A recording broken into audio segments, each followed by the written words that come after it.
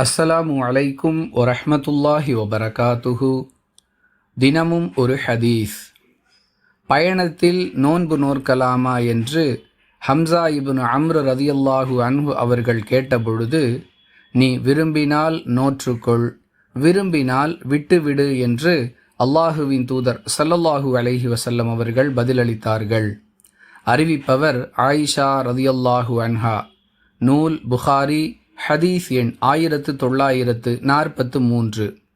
அன்பிற்குரிய அல்லாஹுவின் நல்லடியார்களே, பயணத்தில் இருக்கக்கூடியவர்கள் தற்காலிகமாக நோன்பை விடுவதற்கும் விடுபட்ட நோன்புகளை பிறகு நோற்றுக்கொள்வதற்கும் மார்க்கம் அனுமதி வழங்கியிருக்கிறது.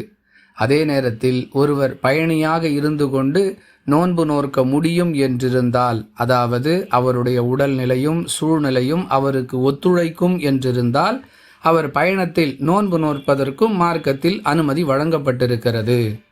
புரிந்து நடந்து கொள்வோம். வாஹிரு தஅவானா அனில் ஹம்துலில்லாஹி ரப்பில் ஆலமீன்.